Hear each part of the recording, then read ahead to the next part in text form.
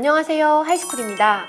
강사님, 지난번 반도체 산업에 대해 이야기해 주신 후에 정말 뉴스에 대한 이해도가 훨씬 높아진 것 같습니다. 네, 알고 보면 반도체 관련 내용이 정말 많구나를 실감할 수 있어요.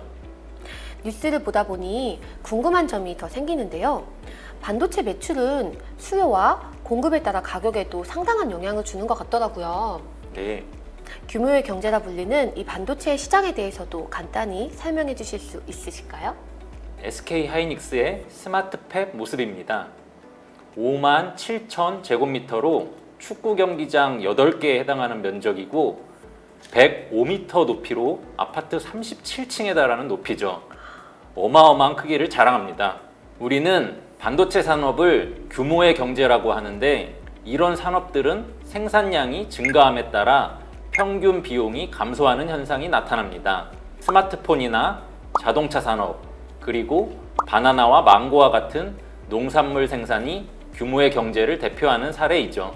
반도체 산업은 대규모 생산 설비를 갖추는데 천문학적인 돈이 투자돼야 하기 때문에 초기 비용이 많이 소요되어 고정 비용이 매우 높습니다. 그러나 이후 생산량이 점차 늘어나게 되면 총 비용을 생산량으로 나눈 값인 평균 비용은 감소하게 됩니다. 앞에서 언급했던 규모의 경제 산업인 것이죠. 그래서 반도체 산업의 핵심은 생산 능력과 원가 경쟁력이라고 말할 수 있습니다. 특히 원가 경쟁력을 위해 점점 작게 만드는 기술 난이도가 높아지고 있는 지금 시점에서는 반도체 생산 시설에 대한 투자가 그만큼 중요한 경쟁력이라고 할 수 있으며 그 규모는 갈수록 커지고 있습니다. 저희가 점점 작게 또 점점 높게 제품을 개발하는 것이 바로 그런 원가 경쟁력을 갖추기 위함이군요. 네, 맞습니다. 원가 경쟁력을 위해서 지속적인 연구 개발과 적기 투자로 최고의 기술 경쟁력을 확보하면서 D램의 한계를 돌파하여 더 작게 만드는 데 성공해 왔습니다. 또 낸드 메모리는 점점 용량을 크게 만들어야만 합니다. 같은 면적 기준에서 용량을 더 크게 하기 위해 작게 만들면서 더 높게 쌓는 적층 방식으로 접근하고 있습니다. 마치 아파트를 짓는 것과 유사한데요? 네, 아주 좋은 비유네요. 동일한 면적에 더 많은 사람들이 거주할 수 있도록 집을 지어야 한다고 할 때 1층짜리 주택보다 높은 아파트로 짓는다면 동일한 면적의 용량을 훨씬 크게 만들 수 있는 거죠. 현재 300단까지 쌓은 제품들이 양산되고 있고 400에서 500단까지 쌓는 고성능, 고용량 제품을 만들기 위해 치열하게 연구 개발 중입니다. SK 하이닉스가 가진 기술력은 정말 대단한 것 같아요. 뿐만 아니라 우리나라 반도체 산업을 이끄시는 분들 모두가 정말 자랑스럽습니다. 그럼 본격적으로 오늘 강의를 시작해 볼까요? 미리 예고해 주신 대로 오늘은 확산, 디퓨전 공정에 대해 얘기해 볼 차례인데요. 강사님, 디퓨전 공정 어떤 공정인가요? 디퓨전, 확산은 넓힐 확, 흩어질 산이라는 한자에서 의미하는 그대로 넓게 퍼진다는 의미입니다. 물질이 고농도에서 저농도로 이동하는 현상을 말하죠. 그림에서처럼 비커에 담긴 물에 잉크 한 방울을 떨어뜨리면 시간이 지나면서 잉크가 퍼져나가게 되는데 이것이 확산의 한 가지 예입니다. 반도체 공정에서의 확산은 실리콘 웨이퍼상 필요한 부분에 원하는 원소를 넣어 막을 형성하거나 불순물을 첨가하는 과정입니다. 반도체 확산 공정의 대표적인 사례는 보시는 것처럼 실리콘 웨이퍼에 산화제인 H2O 가스를 공급하고 열 에너지를 통해 SiO2 열 산화막을 성장시키는 산화 공정입니다. 그리고 두 번째로 불순물 확산 공정이 있는데요. 실리콘 웨이퍼에 열 에너지를 통해 원하는 위치에 원하는 원소를 퍼지게 하는 것입니다. 열 확산에 의한 산화막 성장 원리와 종류에 대해 알아보겠습니다. 웨이퍼는 순수한 실리콘 원자로 이루어져 있고 전기가 통하지 않는데 반도체의 성질을 갖게 하기 위해 불순물을 도핑해서 사용하죠. 이때 원하지 않는 다른 불순물이 실리콘으로 확산되거나 특정 영역에서 전류가 새는 문제를 방지해야 하는데 산화막, SiO2막은 소자를 보호하고 절연하는 중요한 역할을 합니다. 산화막 성장 속도는 주요 인자인 시간, 온도, 압력의 영향을 받습니다. 특히 디퓨전, 케미컬 리액션 두 개의 과정을 거쳐 시간에 따라 두께가 증가하며 변화하는 딜 그루브 모델을 통해 산화막 성장 이론을 설명하곤 합니다. 딜 그루브 모델이요? 네, 먼저 산화제인 O2 또는 H2O가 실리콘과 만나기 위해 표면에 형성된 SiO2를 통과하는 디퓨전, 확산이 일어나며 그 이후 SiO2와 실리콘 계면에서 케미컬 리액션, 화학 반응이 일어나게 됩니다. 딜 그루브 모델에서는 단위 시간 동안 단위 면적을 지나가는 원자 개수인 유속이라는 플럭스가 전체 영역에서 일정하다는 스테디 스테이트라는 조건 하에서 농도 기울기에 비례한다는 픽의 제1 법칙을 적용합니다. 오늘도 조금 어려운 난간에 봉착한 느낌이에요. 이해를 돕기 위해서 선생님께 도움을 요청해 봐야 할 것 같아요. 네, 이 부분은 화학 선생님께 한번 도움을 요청해 볼까요? 네, 확산의 원리를 이해하기 위해서 확산의 정의부터 살펴볼 것인데요. 확산의 정의에서 우리는 두 가지에 주목할 필요가 있습니다. 첫 번째로는 바로 자발적인 현상이라는 것인데요. 이것은 우리가 공부한 바 있는 연력학 제2법칙과 관련이 있습니다. 연력학 제2법칙이 무엇이었냐면요. 무질서도가 증가하는 방향, 엔트로피가 커지는 방향으로 일어난다라는 뜻이었지요.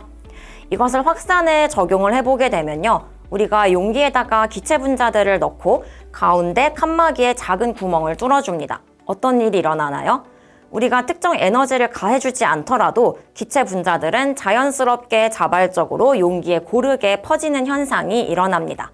하지만 엔트로피가 커지는 방향, 무질서도가 증가하는 방향으로 자연현상은 일어나기 때문에 다시 한쪽으로 모이는 현상은 일어나지 않게 되지요. 이것이 확산의 첫 번째 원리입니다. 두 번째로 여러분이 관심을 가질 점은요. 고농도에서 저농도로 이동한다라는 점입니다. 그래서 농도의 차이가 결국은 확산을 일어나게 한다라는 것인데요. 이것을 수학적으로 표현한 것이 바로 픽스 로우입니다.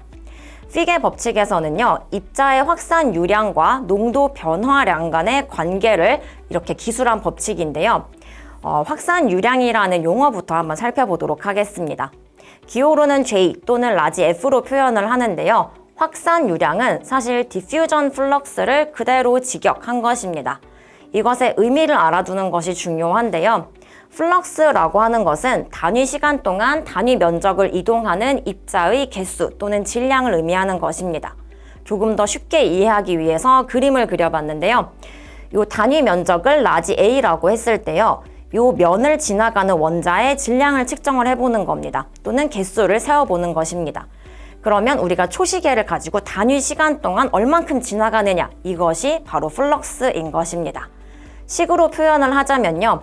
이 원자의 질량을 라지 m으로 표현을 했을 때 그 지나가는 원자의 질량을 단위 면적과 시간으로 나눠주면 이것이 플럭스인 것입니다. 우리의 관심사는요. 이 플럭스를 어떻게 증가시킬까입니다. 이것에 대한 해답은 확산의 정의에 있습니다. 확산의 정의는 고농도에서 저농도로 자발적으로 이동하는 것이라고 말씀을 드렸지요. 그래서 농도 차이가 크면은 확산이 잘 일어나겠네, 플럭스가 크겠네 라고 쉽게 추론을 할 수가 있습니다.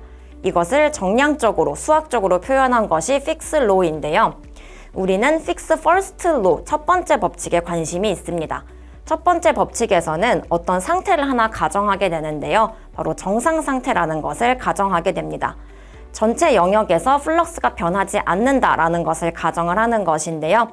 그렇게 되면은 유입되는 플럭스와 유출되는 플럭스가 동일하기 때문에 결국에 플럭스는 요 농도 변화량, 농도 기울기에만 영향을 받는다라는 특징을 갖게 됩니다. 그러면 식을 조금 더 쉽게 도출해낼 수가 있겠습니다.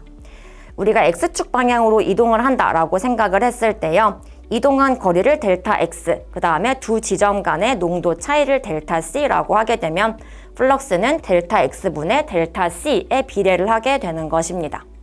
그러면 여기에서 우리는 기울기가 음수이기 때문에 앞에 마이너스를 붙이고 확산 계수를 사용하게 되면 등식으로도 나타낼 수가 있게 되는 것이죠. 그래서 플럭스는 농도 기울기에 비례한다라는 것이 결론인데요. 아주 간단하게 다시 정리를 하자면요.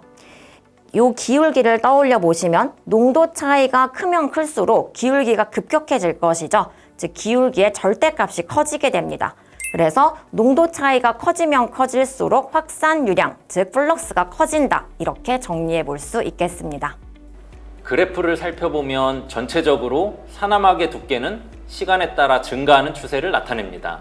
다만 초기에는 산화막이 없거나 얇아서 바로 화학 반응의 영향을 받는 선형 영역, 이후에는 산화막이 두꺼워지면서 산화제가 공급되는 확산에 더 많은 영향을 받는 포물선 영역으로 구분됩니다. 또한 웨이퍼의 실리콘 원자의 배열 상태인 결정 방향과 그 안에 어떤 불순물이 얼만큼 도핑됐느냐에 따라서도 산화막 성장 속도는 달라지게 됩니다. 확산을 통한 막이 형성되는 과정에서 온도, 압력, 시간, 불순물 등 다양한 변수에 따라 막의 두께가 결정되는데요. 네, 맞습니다. 어떻게 공정을 진행하느냐에 따라 정말 미세한 차이를 만들어냅니다. 확산 공정은 방금 설명드린 것처럼 막을 형성하기도 하고 또 하나의 과정을 진행할 수 있는데요. 원소를 주입하는 공정이죠? 네, 맞습니다. 어떠한 차이가 있는 걸까요?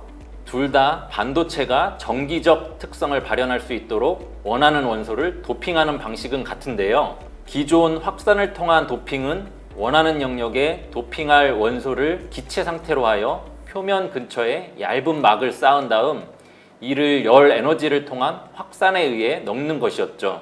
이 방식은 저렴하고 간단하지만 높은 온도에서 진행하므로 그림에서 등방성 프로파일을 보이는 것처럼 원하는 깊이와 양만큼 정밀하게 제어하기 어렵다는 문제점이 있습니다. 반면 이온 임플란테이션, 이온 주입 공정은 원하는 원자 또는 분자를 이온으로 생성시킨 다음 적절한 에너지로 이온을 가속시켜 실리콘 표면 아래에 원하는 양만큼 주입하는 공정입니다. 실리콘에 불순물 이온을 주입하여 이를 활성화시켜 정기적 특성을 갖는 반도체를 만들어내는 공정인 것이죠. 임플란트 공정에서는 불순물 원소를 필요로 하는 양만큼 원하는 깊이까지 웨이퍼 전체에 얼마나 균일하게 주입할 수 있는지가 중요하다고 할 수 있습니다. 반도체 패턴이 미세화됨에 따라서 필수적으로 사용되는 이 공정의 원리에 대해 좀 더 알아보면 좋을 것 같아요. 네, 이온 주입 장치를 한번 보실까요? 소스부에는 텅스텐 재질의 필라멘트가 있는데 여기에 전류를 흘리면 열 전자가 방출되어 주입된 도펀트 가스와 충돌하면서 양이온을 만들어내게 됩니다. 그리고 이 양이온이 이동하는 경로에 자기장을 인가해주면 작은 질량의 가벼운 이온은 빠르게 꺾이고 무거운 질량의 이온은 천천히 꺾이게 되므로 원하는 양이온을 선택적으로 추출할 수 있게 되는 것이죠. 자기장과 전류를 이용하여 이온을 조절한다고 볼 수 있겠네요. 네, 맞습니다. 혹시 로렌츠의 힘 기억나시나요? 물리 시간에 배운 그 로렌츠 말씀하시나요? 네, 맞습니다. 로렌츠의 힘에 대해 기억을 되살리면 이온 주입의 원리를 이해하시는데 좀 더 도움이 될 것 같습니다. 좋습니다. 그럼 우리 이번에는 기다리고 계실 물리 선생님에게 얼른 도움을 요청해 보죠. 네, 로렌츠 힘에 대해 알아보겠습니다. 자, 그림처럼 자석이 있고요. 자석 사이 공간에 전류가 흐르는 도선을 놓아요. 그럼 어떤 현상이 일어나느냐? 이 도선이 힘을 받아서 이동하게 됩니다. 그럼 이런 현상은 왜 일어날까?